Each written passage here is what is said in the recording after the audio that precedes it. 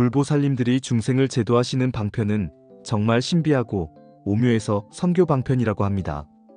이분들께서 무엇을 의도하시고 어떻게 행동하셨는지 보통의 사람들은 결과를 확인하기 전까지 전혀 알아내기 어렵습니다. 제가 한 번씩 찾아가는 구멍가게가 있습니다.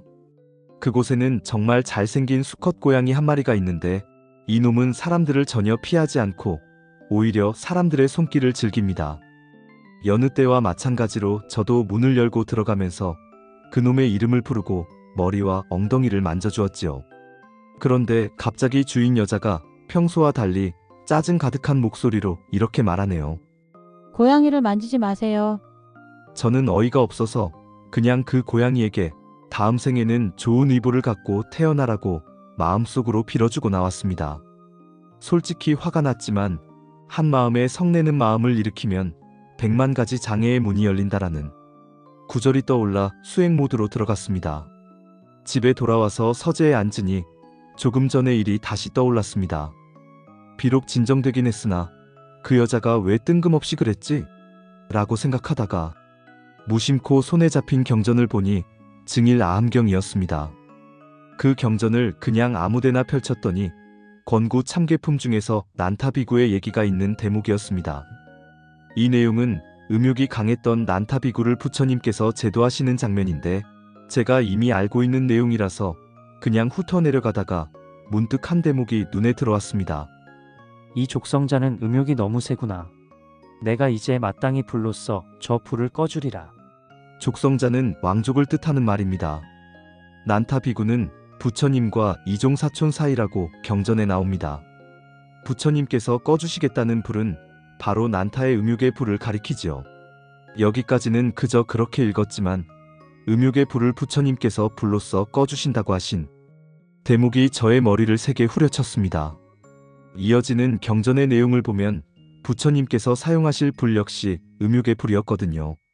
그래서 조금 전 구멍가게에서의 일이 딱 정리가 되었습니다. 무언가 화를 내는 마음이 나에게 생겼는데 그 성내는 불길을 가게 주인이 짜증이라는 불길로 끄게 되는 인연이었음을 알게 되었습니다. 이런 참회를 하도록 집에 와서는 다시 뜻하지 않게 증이라 함경의 난타비구 대목을 불보살님의 가피로 펼치게 되었던 겁니다.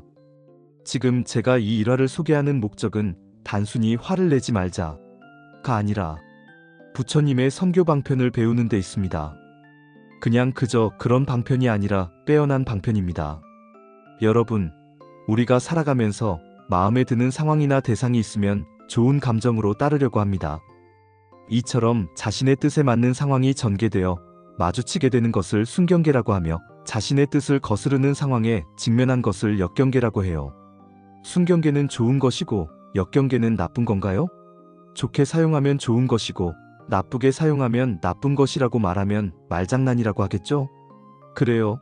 근원적인 본체로서는 순경계도 없고 역경계도 없지만 중생이 사는 기세간 18계에는 상생과 상극이라는 법칙이 작용해서 생과 극을 어떻게 이용하는가에 따라 기륭이 바뀝니다.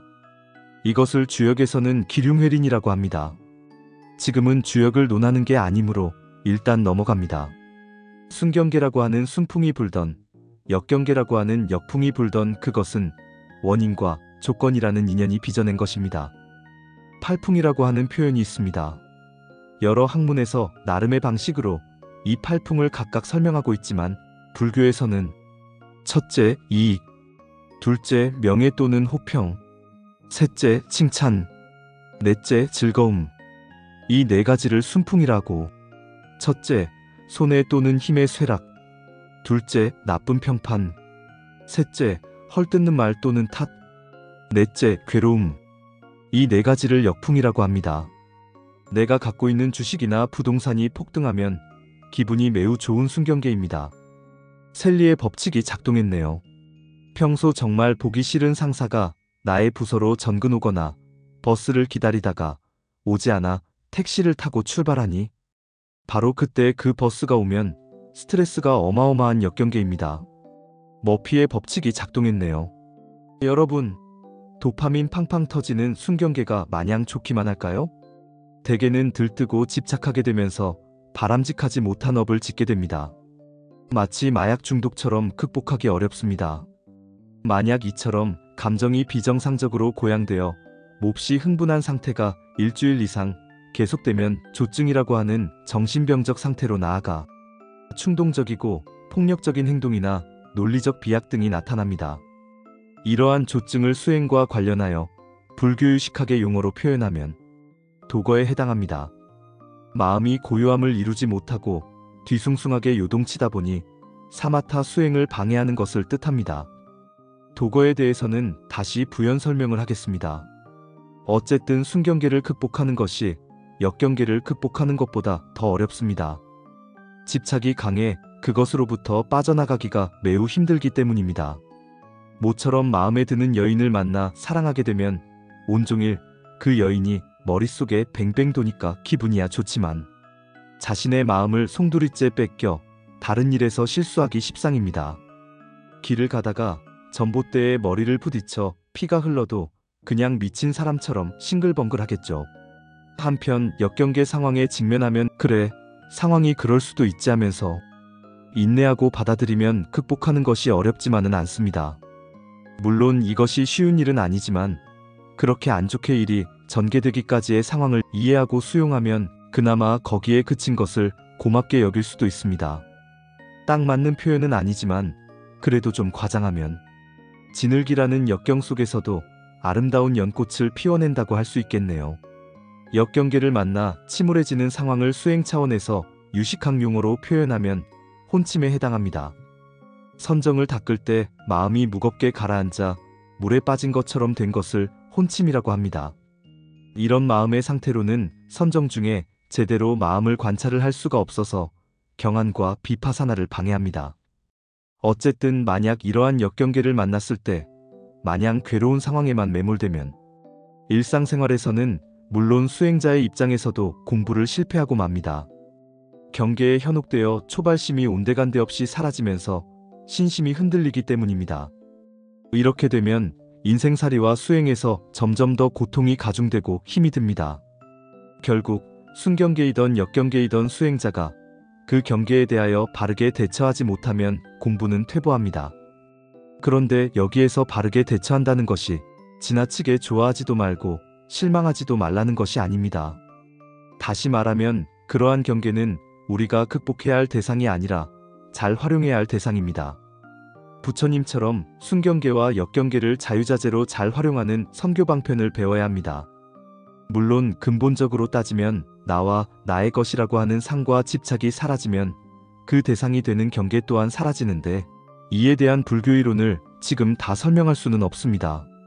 다만 이와 관련하여 대승기신론과 능엄경에서 다루고 있는 삼세육추를 가능한 빠른 시간 안에 다른 영상으로 설명해 드리겠습니다. 영상 앞부분에서 언급했던 난타 비구 얘기로 다시 돌아가겠습니다. 너무나 강렬했던 난타 비구의 음욕을 다스리기 위하여 부처님께서는 방편으로서 음욕의 불을 사용하셨습니다. 불을 불로써 껐다는 거지요. 여러분, 실제로 산불이 나면 맞불을 놓아 불을 끈다는 것을 떠올리면서 지금 부처님의 이러한 방편을 산불 진압용 맞불이라고 단정하지 말기 바랍니다.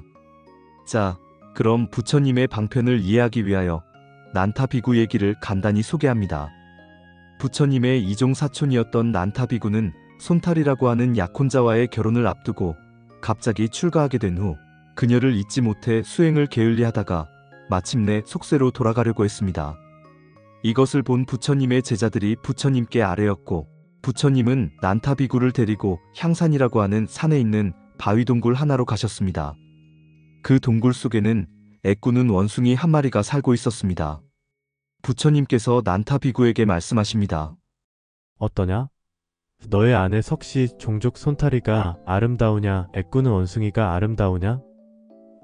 난타는 이 흉악하게 생긴 원숭이는 당연히 아내와 비교가 되지 않으며 지금도 자신의 아내에 대한 생각이 마음에서 떠나질 않는다고 말했습니다. 부처님은 이어서 난타 비구를 데리고 욕계천의 두 번째 하늘에 해당하는 33천, 즉 도리천에 데리고 갔습니다. 그곳 궁전에는 500명의 천녀들이 노래를 부르고 음악을 연주하며 즐겁게 놀고 있었지요. 난타가 그들 천녀들에게 말했습니다.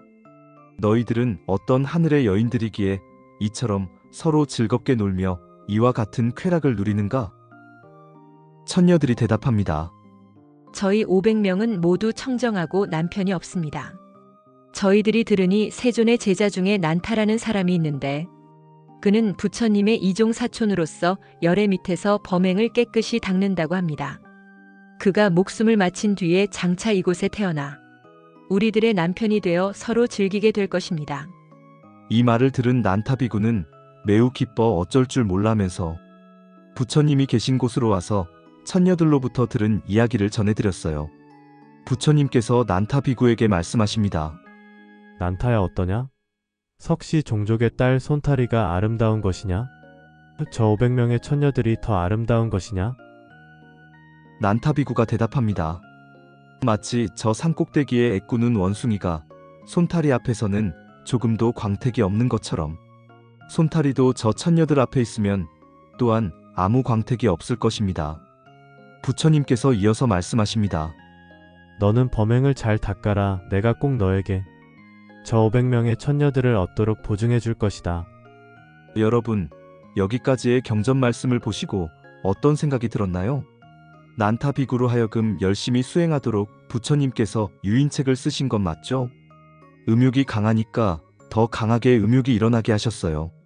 아내인 손타리 한 명에 대한 음욕을 훨씬 능가할 정도로 더 예쁜 처녀 500명에 대한 음욕이니까요.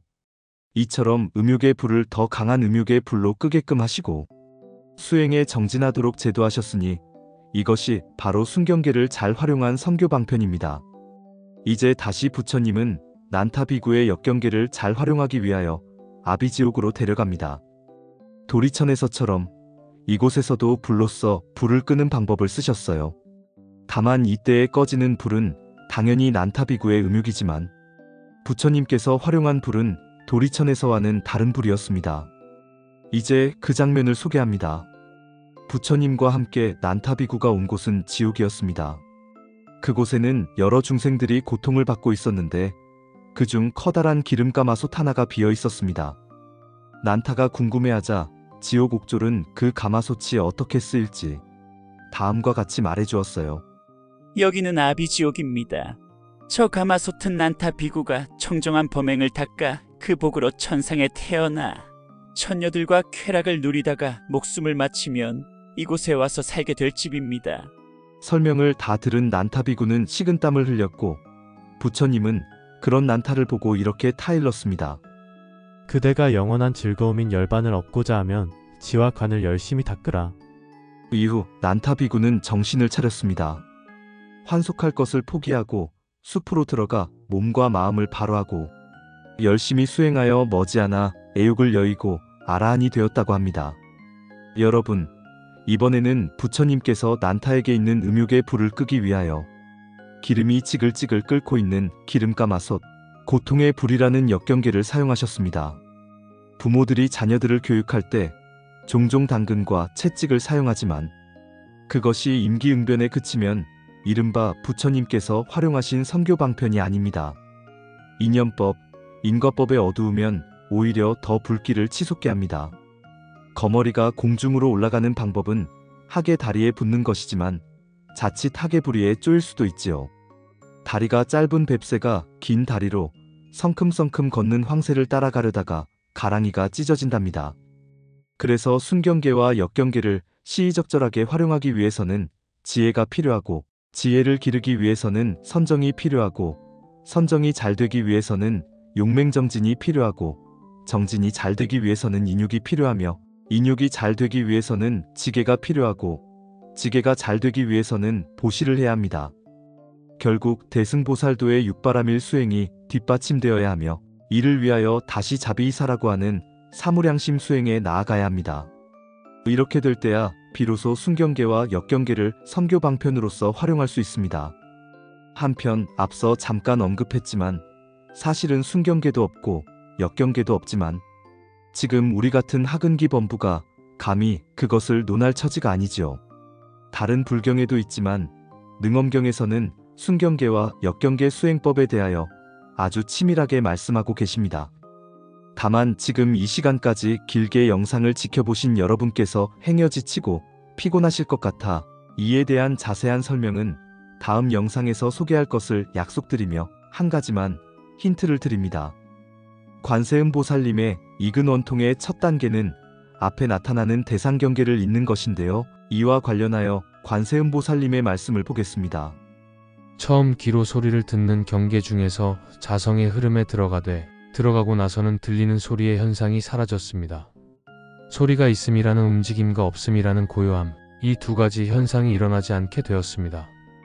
위의 말씀에는 순경계와 역경계에 대한 이치가 숨어 있습니다.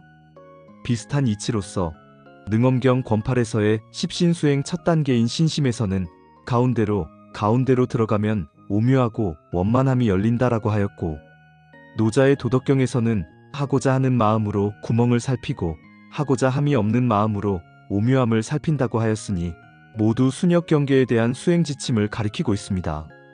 능엄신주, 정확하게 말하면 대불정수 능엄왕 대다라니가 아니라 태백상계수 능엄왕 대다라니 비밀신주는 이러한 경계를 접하는 수행인들에게 호법신장들의 지킴과 불보살님들의 가피로서 지혜를 넓히게 합니다. 더 이상의 자세한 내용은 언제쯤일지 모르겠으나 영상에서 알려드릴 기회가 오길 바랍니다. 지금까지 긴 시간 시청해주셔서 감사합니다. 순역 경계에 대하여 지혜롭게 행동하고 원만하게 수행하는 데 도움이 되셨으면 좋아요와 구독을 부탁드립니다.